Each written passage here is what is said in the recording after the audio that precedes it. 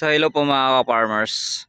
Ito pala mga ka-farmers yung tanim kong kalabasa na yung variety niya po ay Bella F1 no. Bali mag-iisang buwan na po ito mga ka-farmers ngayong June 27. So nung August ko po ito itinanim, direct seeding. So bali nadili lang po mga ka-farmers yung pagbibigay ng abono nito dahil po nung panahon na masyadong mainit. Unang apply ko dito mga farmers ng abono, siguro nasa nagkakaedad na po siyang mahigit 15 days or nasa 20 days na nga po yun. Nag-drench po kami dito ng bali 1620 at saka urea. So konting urea lang po mga farmers yung mix namin sa 1620 no. Dahil nga napansin ko kasi dati na masyadong naninilaw po yung kanyang dahon na kulang po sa nitrogen. Tapos isang linggo lang po mga ka-farmers yung pagitan. So ano na ba yung Huwebes. So nung Martes ata ng hapon, nag-side dress po ako dito mga ka-farmers ng urea ulit at saka 1620. So yung mixing po ng abono, bali 3 kilo po ng 1620 at saka 1 kilo po ng urea. Tapos nag side dress po ako. So kabilaan. So hagis ko ng abono dito at saka yung iba dito sa kabila. So mapapansin natin mga farmers, 2 araw pa lang na naabunuan, medyo gumanda na yung kanyang dahon.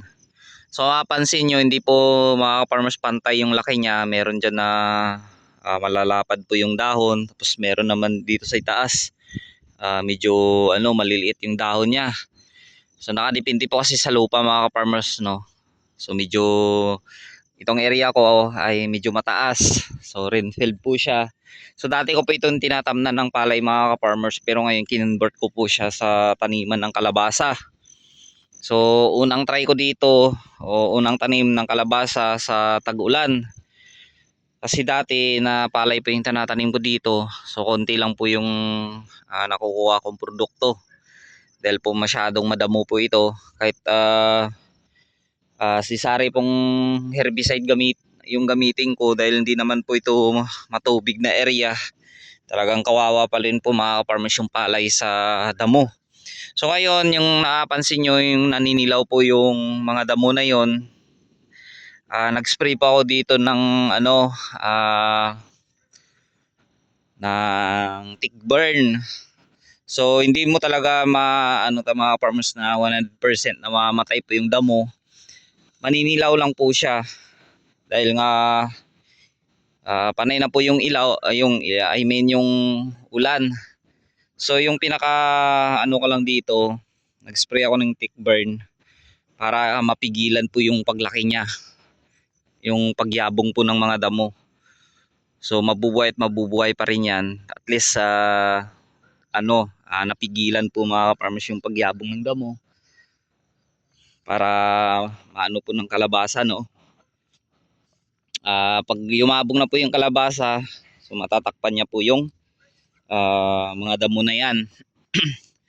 So yung pag-spray ko po dito mga farmers ng tick burn ay dito lang po sa pagitan.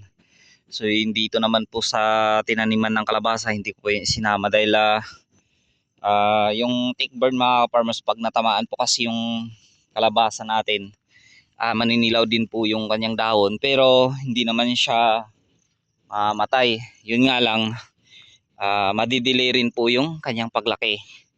Kaya mas mainam na pag nag-spray po ng mga herbicide tulad po ng tick burn, Maximus, basta kailangan po mga ka-farmers na maliliit pa po yung ating tanim na gulay.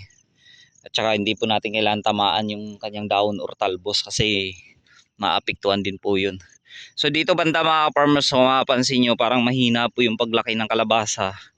Kasi dito, nung pagtanim ko kasi ito buwan ng August, mabasa din po yung lupa. Kaya lang, sunod-sunod na rin po yung init. Kaya hindi po siya masyadong lumaki. So na-delay. Tapos ditong area na to, ayan, dito yung medyo sa itaas. Dati ko po ito tinamnan ng okra. So okra po yung tinanim ko so, nung nakarang taon. Tapos dito naman po sa baba banda, yung karugtong niya ay tinaniman ko po ng mais na sweet pearl at saka sweet purple. Yan, mais po yan dati dito. So hindi ito napuno ng ng kalabasa. Tinaniman ko po yung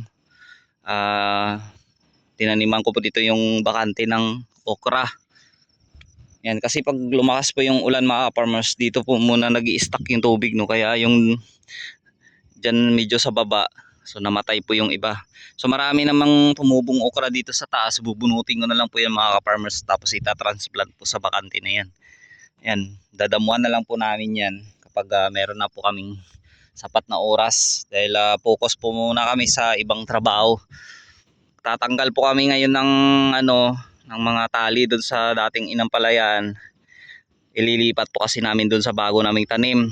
So ayan po yung napansin nyo na plastic mulch na yan. Yan po yung tanim namin na talong at saka sili doon sa unahan.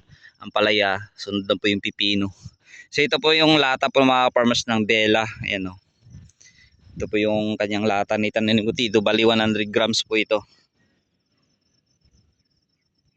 So ganito na po sana mga ka-farmers yung itsura niya kung naabunuhan ka agad. Ayan, ditong area na yan medyo mapapansin nyo mataba. Ayan o. Dahil kaya nga sabi ko dati po kasi dito natin tinaniman ng mais. So kasi yung mais ng mga farmers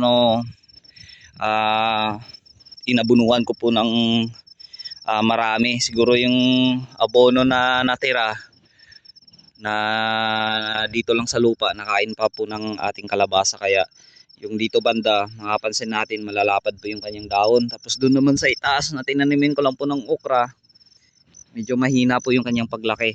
Yan o, dito kasi gumagapang na o. Yan. So yun lang po mga ka-farmers, no, yung update nga po muna dito sa tanim kong kalabasa.